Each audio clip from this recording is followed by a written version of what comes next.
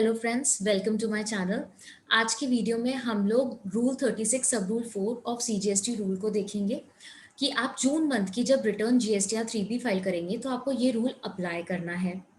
April month की जो GSTR 3बी and May month की जो जीएसटीआर 3बी है, उसमें तो थ्रू नोटिफिकेशन बता दिया था कि आपको रूल 36 सब रूल 4 को अप्लाई करने की जरूरत नहीं है, आप क्यूमुलेटिवली अप्लाई करिएगा जून मंथ की रिटर्न में।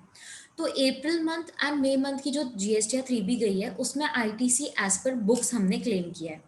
पोर्टल के हिसाब से क्लेम नहीं कर सकते थे, मतलब कि जीएसटीआर 2बी के हिसाब से क्लेम नहीं कर सकते थे, बिकॉज जीएसटीआर 3बी की ड्यू डेट तो आगे नहीं बढ़ी थी, बट लेट फीस में रिलैक्सेशन था। But GSTR 1 and IFF portal, जो कि जीएसटीआर 3बी से पहले फाइल होती है, उसकी डेट आगे बढ़ा दी थी।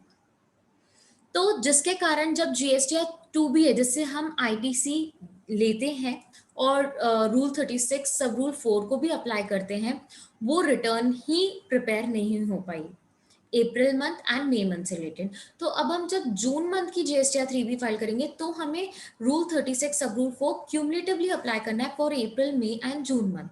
तो हम एक छोटा सा कैलकुलेशन देखेंगे कि अप्रैल मंथ में जो आईटीसी है वो एज पर बुक्स एंड 2बी कैसे अपन कंप्यूट करेंगे, मई मंथ में कैसे करेंगे एंड जून मंथ में कैसे करेंगे। फिर हम ये देखेंगे कि जब आप 3बी में जो आईटीसी का कॉलम है, उसमें आप अगर रिवर्सल आ रहा है तो रिवर्सल कहाँ बताएंगे, और आईटीसी लेने का आ रहा है तो आपको कहाँ लेना है।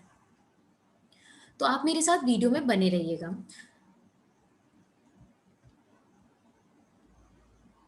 तो ये एक छोटा सा कैलकुलेशन है April month, May month and June month का। अप्रैल मंथ में जो आईटीसी एज पर बुक्स था वो 1 लाख था, मतलब जब हमने जीएसटीआर 3बी फाइल करी होगी अप्रैल मंथ की, तब हमने 1 लाख आईटीसी लिया होगा, क्योंकि 2बी को तो देखना नहीं था। वैसे ही मई मंथ में जो एज पर बुक्स आईटीसी है वो 70,000 है, मतलब मैंने जो क्लेम किया है वो 70,000 किया है। But as per 2बी April month की 90,000 ही आईटीसी दिख रहा है पोर्टल में, और मई मंथ से रिलेटेड 20,000 ही दिख रहा है। तो अब हम ITC as per rule 36(4) apply करेंगे, जो कि हमें बोलता है कि जो पोर्टल में दिख रहा है जितना भी आईटीसी, उससे आप 5% और ज़्यादा ही ले सकते हो, उतना ही अलाउड है आईटीसी क्लेम करने का। बुक्स में आपको जितना भी बन रहा है, अगर वो पोर्टल में अपडेट नहीं हुआ है तो आपको वेट करना पड़ेगा जब तक पोर्टल में अपडेट ना हो। सिर्फ 5% एक्स्ट्रा की ही छूट दी गई है रूल 36 सब रूल 4 में। तो जो 90,000 का अपन ऐड कर देंगे 5%, तो 94,500 आता है। मतलब जब मुझे अप्रैल महीने की रिटर्न फाइल करना था और उसमें अगर मैं 36 सब रूल 4 अप्लाई करती तो मेरे को आईटीसी कितना अलाउड होता, 94,500। तो मैंने एक्स्ट्रा कितना क्लेम कर लिया है, 1 लाख मैंने अभी क्लेम करा है जब मैंने रिटर्न फाइल करी, और मुझे करना कितना था 94,500। तो मैंने 5,500 एक्स्ट्रा क्लेम कर लिया है फॉर अप्रैल मंथ, तो मुझे ये रिवर्स करना पड़ेगा। वैसे ही अपन मई मंथ को देखेंगे कि एज पर बुक्स 70,000 है, मैंने जीएसटीआर 3बी में भी 70,000 क्लेम किया है, बट मेरे पोर्टल में सिर्फ 20,000 के बिल्स ही रिफ्लेक्ट कर रहे हैं, तो मुझे 20,000 प्लस 5% 21,000 ही लेना चाहिए था। एक्स्ट्रा मैंने कितना ले लिया है, 49,000 का, तो मेरा रिवर्सल कितना आ रहा है, 49,000। तो मुझे जो रिवर्स करना है अप्रैल एंड मई मंथ से रिलेटेड, वो 54,500 का अमाउंट है। अब जब मैं जून मंथ की रिटर्न फाइल करी तो जून में तो मुझे 36 सब रूल 4 को देखना ही है। एज पर बुक्स मेरा आईटीसी 50,000 है एंड 2बी में 10,000 ही रिफ्लेक्ट कर रहा है, तो 10,000 प्लस 5% 10,500, मतलब एज पर रूल मेरे को कितना अलाउड होगा, 10,500। तो मैं कितना क्लेम करूंगी, सिर्फ 10,500। तो जब मैं आईटीसी टू बी अवेल्ड में अमाउंट डालूंगी, वो डालूंगी 10,500 का, और रिवर्सल में मैं डालूंगी 54,500।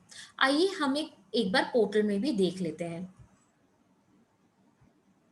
जब आप जून मंथ की 3बी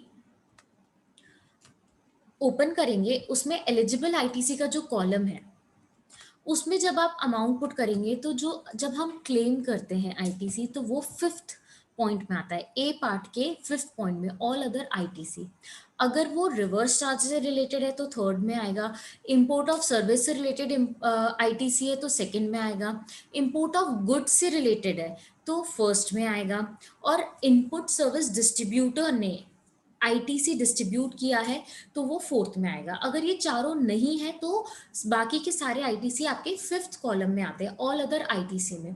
तो जो मेरा 10,500 आ रहा है वो मैं फिफ्थ कॉलम में बताऊंगी, और जो मेरा रिवर्सल आ रहा है 54,500 का, वो मैं बी पार्ट आईटीसी रिवर्स्ड के सेकंड पार्ट में बताऊंगी अदर्स के केस में, क्योंकि फर्स्ट पार्ट जो है वो स्पेसिफिक है, दैट इज रूल 42 एंड 43 से रिलेटेड। अगर मेरा रिवर्सल है तो मुझे फर्स्ट में बनाना है, अदरवाइज मेरे को सेकंड में बताना है। तो मैं सेकंड पॉइंट में रिवर्सल अमाउंट बताऊंगी और फिफ्थ वाले पॉइंट में मैं आईटीसी क्लेम बताऊंगी।